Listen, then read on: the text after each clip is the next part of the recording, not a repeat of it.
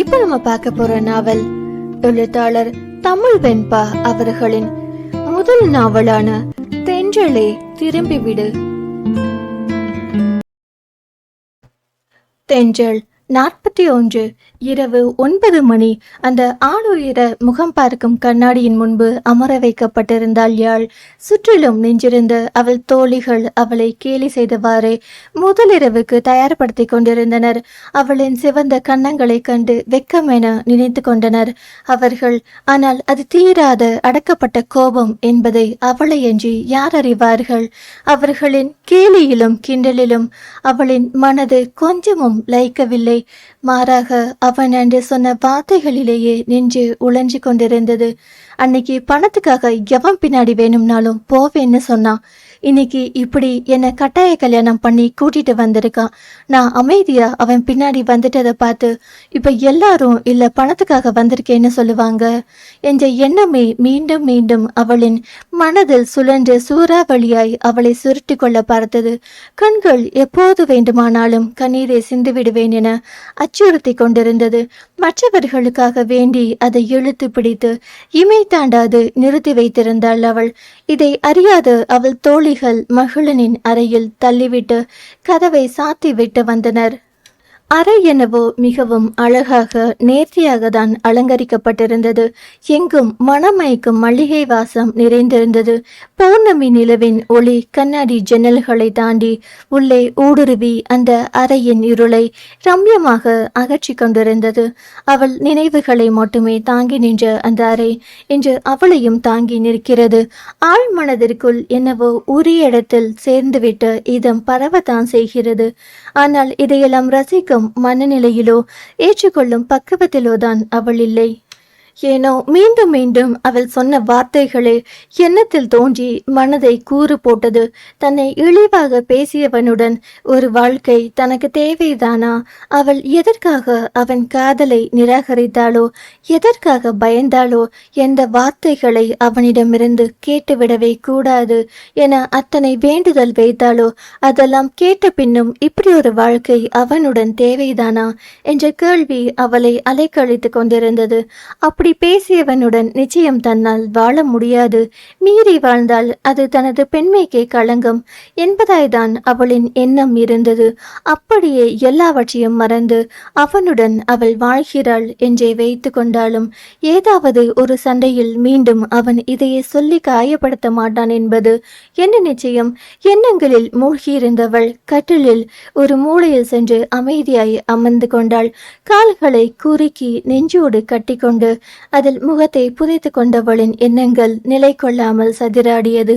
அவளை இங்கு விட்டுவிட்டு வெளியே சென்றவன் இரவு 10 மணிக்கு தான் வீடு திரும்பினான்.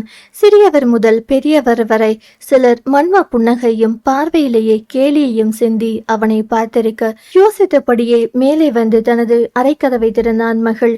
அறை முழுவதும் இருளில் மூழ்கியிருந்தது. தீவிர மல்லிவாசம் நாசியை நிரடியது. அவன் விளக்கை ஒளிரவிடவும் அலங்கரிக்கப்பட்ட கட்டிலின் ஒரு மூலையில் கால்களை கட்டிக்கொண்டு அதில் தலை கவிழ்ந்தபடி எழில் ஓவியம் அமர்ந்திருந்தாள் யாழ். இன்றே எல்லாம் நடந்துவிட வேண்டும் என அவன் எதிர்பார்க்கவில்லைதான். அவளுக்கான அவகாசத்தை கொடுக்கவே நினைத்தான். அவனை பொறுத்தவரை அவளை அவனுக்கு உரிமையானவளாய் தன் அருகில் அழைத்து வந்துவிட்டால் போதும் என்ற எண்ணம் மட்டும்தான். ஆனால் இப்போது அவளை இப்படி பார்க்கவும் மனம் தடுமாறத்தான் செய்தது. இவன் அவள் அருகில் சென்று அமர்ந்து மெல்ல தன் கரம் கொண்டு அவள் தலை நிமிர்த்த கலங்கியிருந்த கண்களை கண்டு அதிர்ந்து போனான். என்னாச்சுமா என குரலில் வலியை தேக்கி கேட்டவன் அவளை இழுத்து தன் மார்பில் சாய்த்து கொண்டான். சில நிமிடங்கள் அவன் மார்பில் சாய்ந்து அவனை இறுக கட்டி கொண்டவளின் கண்ணீர் பெருகி அவன் மார்பை நினைத்தது. ஒரு வார்த்தை இல்லை பாவையிடம். இந்த அணைப்பும் அரவணைப்பும் ஆறுதலும் அவசியம் அவளுக்கு தேவையானதாய் இருந்தது. அடைத்த தாயையே தேடும் பிள்ளை போல வழி தந்தவனிடமே தஞ்சம் அடைந்தது அவளின் உள்ளம். அவன்தான் அந்த கண்ணீரில் சில்லு சில்லாய் உடைந்து கொண்டிருந்தான். இத்தனை நாள் தேக்கி வைத்திருந்த துக்கம் மொத்தத்தையும் அவனிடத்தில் கொட்டிடத்தான் நினைத்தது அவள் உள்ளம். ஆனால் முடியவில்லை. வார்த்தை ஏதும் மற்ற மௌனமான கதறலிலேயே துடித்து அடங்கியது அவன் உள்ளம். அவனின் அவசரம் இருவரையும் இந்த நிலைக்கு கொண்டு வந்து நிறுத்தியிருக்கிறது. இப்போதும் அதே அவசரத்தோடு அவளின் சம்மதமின்றி தானே திருமணத்தை முடித்து அழைத்து வந்திருக்கிறான். ஒருவேளை அதனால்தான் அழுகிறாளோ என்ற எண்ணமே பெரிதாய் அவனை அழுத்தியது. மீண்டும் மீண்டும் அவளின் உணர்வை உள்ளத்தை காயப்படுத்தி கொண்டே இருக்கிறோமோ என பெரும் கலக்கமாய் போனது அவனுக்கு. அவளின் கண்ணீரில் அவனின் கண்களும் கலங்கி நீர் தழும்பி நின்றது. சில நிமிடங்களிலேயே தெளிந்து கொண்டவள் போல அவன் மார்பில் கை வைத்து அவனை தன்னிடமிருந்து விலக்கியபடியே தள்ளி அமர்ந்தாள். யாழ், என்னாச்சா? ஏன் என்னாச்சுன்னு உனக்கு தெரியாதா? பேசுறதெல்லாம் பேசிட்டு ஒரு வார்த்தையில என் உயிரை கூறு போட்டுட்டு சாவகாசமா வந்து என்ன ஆச்சுன்னு கேக்குற என்றவரின் குரலில் இருந்த வெறுமை அவன் உயிரை கூறு போட்டது. உன்னை எப்படியெல்லாம் காதலிச்சேன், நீதான் என் உலகம்னு நினைச்சேன். உன்னை தவிர மனசால கூட வேறொருத்தனை நினைக்காத என்ன பார்த்து உன்னால எப்படிடா அப்படி கேட்க முடிஞ்சது? என்ன மனுஷன்டா நீ? உன்னை போய் லவ் பண்ணேன்னு நினைக்கிறப்போ என்ன நினைச்சா எனக்கே அருவருப்பா இருக்கு. வேண்டாம் வேண்டாம்னு போனே இல்ல, அப்படியே என்னை விட்டு தொலைச்சிருக்க வேண்டியதானே. ஏண்டா என் வாழ்க்கையில திரும்ப வந்த? ஏன் வந்த? காதல்னா நம்பிக்கை தானே, அதுவே என் மேல உனக்கு இல்லைங்கிறப்ப ஏண்டா என்னை கல்யாணம் பண்ண? ஏன் கல்யாணம் பண்ண சொல்லு. வாழ்நாள் ஃபுல்லா கூடவே வச்சு வார்த்தையால என்னை குத்தி குத்தி கிழிக்கலாம்னா சொல்லுடா சொல்லு. திரும்ப திரும்ப என் வாழ்க்கையில வந்து என்னை ஏன் உயிரோட கொல்ற என அவன் சட்டையை பிடித்து உலுக்கியபடி அவன் மார்பில் தன் பலம் மொத்தத்தையும் திரட்டி அடிக்க என்ன சொல்வான் அவன்? வார்த்தைக்கு வார்த்தை அவளின் குரல் உயர்ந்து கோபமும் இயலாமையும் அப்பட்டமாய் வெளிப்பட்டது. எதை சொல்லியும் அவளை சமாதானப்படுத்த முடியாது என உணர்ந்தவன் அமைதியாக தலை கவிழ்ந்து அவள் மென் கரங்களில் அடியை தாங்கிக் கொண்டு அசையாது அமர்ந்திருந்தான். உடலில் தான் அசைவிலையே தவிர உள்ளம் தரையில் விழுந்த மீனாய் துடித்து கொண்டிருந்தது. இத்தனை நாள் எத்தனை பெரிய வழிகளை தன் உள்ளத்தில் புதைத்து வைத்திருந்தாள்.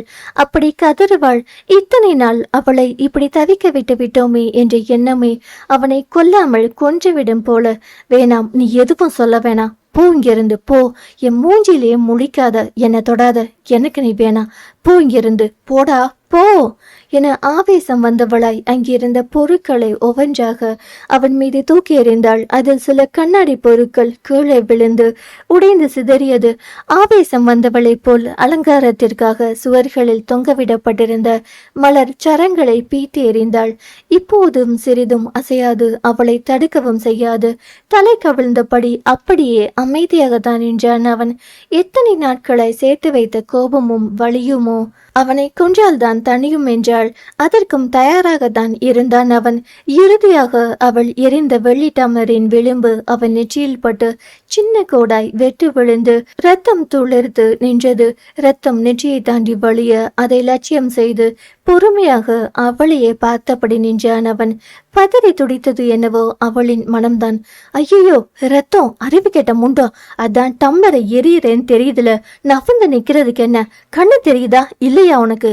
ஏண்டா இன்னும் மரம் மாதிரி அப்படியே நிக்கிற? ரத்தம் வழியுது பாரு, துடைக்கிறதுக்கு என்ன கையென்ன முறிஞ்சா போச்சு என்றபடி அவள் சேலை தலைப்பில் வேகமாய் வழியும் இரத்தத்தை துடைத்தாள் அவள்.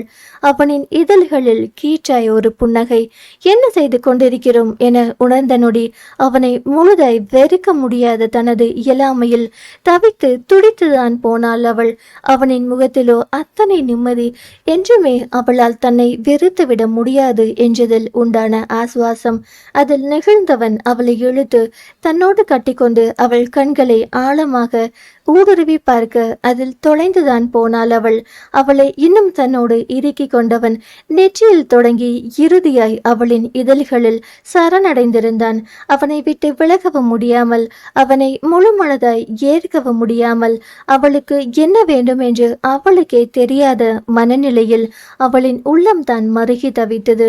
தன் பலம் மொத்தத்தையும் திரட்டி அவனை விலக்கி தள்ளிவிட்டு மீண்டும் கட்டிலில் அமர்ந்தவள் கண்ணீரில் கரைய தொடங்கிவிட்டாள். அவள் முகம் தொடப்போக, வேணாம் தொடாத, நீங்க என்ன ஒவ்வொரு தடவை தொடுறப்பவும் நீங்க சொன்னதுதான் எனக்கு ஞாபகம் வருது. நீங்க தொட்டாலே அருவருப்பா இருக்கு, ப்ளீஸ் போயிடு. நான் லவ் பண்ண என் மகி நீங்க இல்ல. அவன் கள்ளம் கபடம் இல்லாத குழந்தை மாதிரி என்ன உயிரா நினைச்ச அவனால சத்தியமா என்ன அப்படி பேச முடியாது. நீ என் மகி இல்ல, இல்லவே இல்ல. போ, இங்க இருந்து போயிடு. இப்ப நீங்க போகல, நான் போயிடுவேன். இதான் நீ கடைசியா என்னை பாக்குறதா இருக்கும். இந்த தடவை ஊரை விட்டு போக மாட்டேன். இந்த உலகத்தை விட்டே போயிடுவேன். நான் சொன்னதை செய்யறவன்னு உங்களுக்கே தெரியும். போ இங்கிருந்து. கண்களை இறுக மூடியபடி கதறியவளின் வார்த்தைகளில் அங்கேயே மடிந்து விட மாட்டோமா என்றிருந்தது அவனுக்கு. அவள் குரலில் இருந்த உறுதி நிச்சயம் அவள் சொன்னதை செய்வாள் என்பதை உணர்த்த அவள் கண்ணீரை துடைக்க முடியாத இயலாமை அவன் கண்களில் கண்ணீரை வெளியேற ஒரு வார்த்தை கூட கூறாமல் அவள் முகத்தை ஒரே ஒரு முறை தன் காதலையும் வலியையும் தேக்கி ஊடுருவி பார்த்துவிட்டு வெளியேறினான் மகிழ். கதவருகே சென்றவன் மனம் தாழாமல் மீண்டும் அவளை திரும்பி பார்த்தான். அங்கே அவளோ கட்டிலில் குப்புற விழுந்து கதறி அழுது கொண்டிருந்தாள். இடைவிடாது வழிந்து கொண்டிருந்த கண்ணீர் அந்த இடத்தையே வெள்ளமாக்கி விடுமோ என நினைக்கும்படி அழுது கரைந்து கொண்டிருந்தாள் அவள். இனம் புரியாத பாரம் ஒன்று அவன் மனதில் ஏறி அமர்ந்து கொண்டு மனதை பாறாங்கல்லாய் அழுத்த தொடங்கி இருந்தது. கண்களை இறுக மூடி ஆழ்ந்த மூச்சொன்றை வெளியிட்டவனின் இமைகளும் கண்ணீரில் நனைந்தது. இத்தனை நாள் நீ என்னை விட்டு பிரிஞ்சிருந்ததுதான் அதிகமா வலிச்சது. இப்ப நீ என் பக்கத்திலேயே இருக்க. சீக்கிரமே நம்ம காதல் உன் கோபத்தை குறைச்சிடும்னு தெரியும். அந்த கோபம் போன உடனே பழைய மாதிரி 2 பேரும் சந்தோஷமா தான் இருப்போம்னு நம்பிக்கை இருக்கு. ஆனா நான் பேசின ஒவ்வொரு வார்த்தையும் உன்னை இத்தனை வருஷமா இவ்வளவு கஷ்டப்படுத்தி இருக்கும்னு இப்ப நீ பேசின பிறகு தாண்டி தெரிஞ்சுக்கிட்டேன். நான் உன்னை என்னை விட்டு போக விட்டுக்க கூடாது. ப்ளீஸ் என்னை மன்னிச்சு என்கிட்ட வந்துடுடி கண்ணம்மா. மாமா பண்ணது தப்பு தான். சாரிடி செல்லம். ப்ளீஸ் என்னை மன்னிச்சு என்கிட்டே திரும்ப வந்துடுடி. உன்னை என் உயிரா பார்த்துக்கிறேன். பண்ண தப்ப மன்னிப்பால சரி பண்ண முடியாதுதான். என்ன பண்ண சரியாகும்னு தெரியல. ஆனா நான் பண்ண தப்ப உணர்ந்துட்டேன். நீ இல்லாம இந்த மகி இல்லைன்னு உணர்ந்துட்டேன். என்கிட்டயே வந்துடு கண்ணம்மா. ப்ளீஸ் டி கண்ணம்மா. ஐ லவ் யூ டி கண்ணம்மா. மாமாட்ட வந்துடு சொல்லும். ப்ளீஸ் டி வந்துடு. இந்த கோபத்தை என்னால் தாங்கிக்க முடியலடி. என்னை வெறுத்துடாதடி ப்ளீஸ். நீ இல்லாம நான் இல்லடி. லவ் யூ டி. Love you so much Kannamma என மனதில் அவளிடம் மன்றாடியவன் கண்களில் வழிந்த நீரை துடைத்து கொண்டு மெதுவாக வெளியே வந்தான். தொடரும். அடுத்த அத்தியாயம் நாளை கேட்கலாம். கதையை தொடர்ந்து கேட்கணும்னா சேனலை சப்ஸ்கிரைப் பண்ணுங்க. நன்றி. பேசும் கதைகளின் குரலாய் நான் மனோசங்கரி.